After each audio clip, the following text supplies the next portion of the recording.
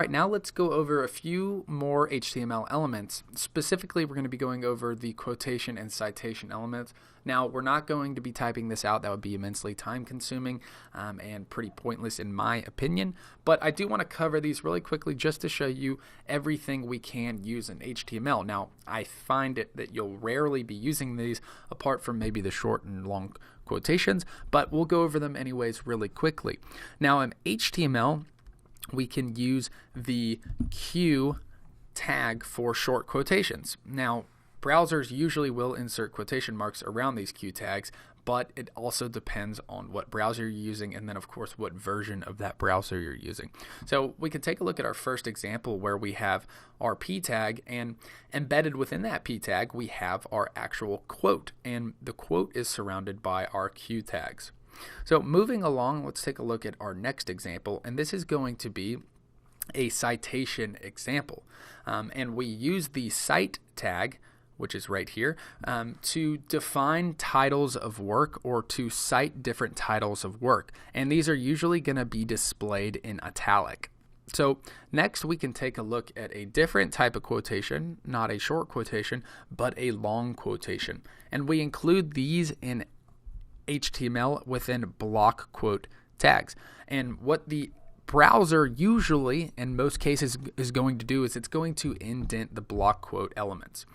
So here we have an example where we have a paragraph, and then within that paragraph we have our block quote. Now this is usually going to be something that's a bit longer, obviously, than a short quote, and this is going to be indented on our page. Next, we can go ahead and we can actually now in HTML5 we can add address tags as well. And these elements will define specific contact information of perhaps the owner of the document or if it's an article that you're writing. And these are also going to be displayed in italic as well. So we can go ahead and we can take a look within our address tags. We have each individual element separated by a break tag. So we have, who it was written by, specifying that maybe this was an article, where they can visit us, and that will be a specified link. And then obviously we can put an address or whatever we want our contact information to be. The last two things we're going to talk about really quickly are BDOs and abbreviations. So we can use abbreviations, which are ABBR tags, and these are going to define abbreviations or acronyms. Now, in HTML4 and earlier, we would have used the acronym tag. Now we use the abbreviation tag. And what these do is they can give useful information to different browsers or search engines, or maybe it's a translation system. So in my example, I have ACE, which is actually my initials. So if I don't want to write out Andrew Charles Eddy, I will use my title, Andrew Charles Eddy, within the abbreviation tag, ACE.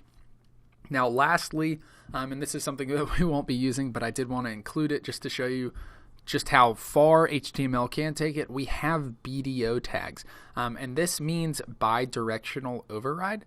So if your browser does support this, most will, some won't, depending on the version or which one you're using.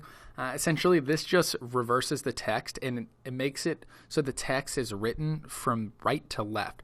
So let's really quickly go ahead and let's go ahead and live preview this so we can kind of see for ourselves what this type of information is actually looking like, or how it's being displayed with these different tags.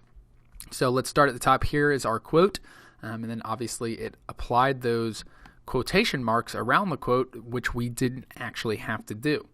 And then we have this course, which is the title right here, and like I said, this is going to show up in italics. This is a citation. Once again, we have another quote by Andrew Eddy, myself, and I just typed out a bunch of really random words, and this obviously does not have quotes around it, but this is our block quote. So notice that it is on that new line, that is indented. Most browsers will take these and indent them. Below that, down here, we have our directions, and these are, address, and these are going to be displayed in italics.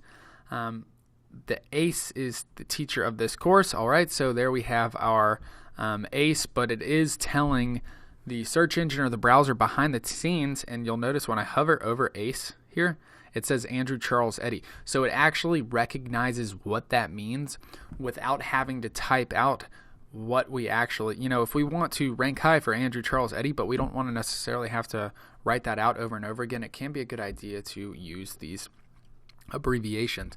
And then lastly, this will look like gibberish. It's very difficult to read. This is essentially that sentence written from right to left. So this text will be written from right to left. Wow, I don't know why that was so difficult for me to read when I knew what it was. But so those are a few more different elements that we can use. Like I said, we probably won't be using a lot of these. You probably won't find yourself needing to use these often, but it is important to know pretty much everything you can do.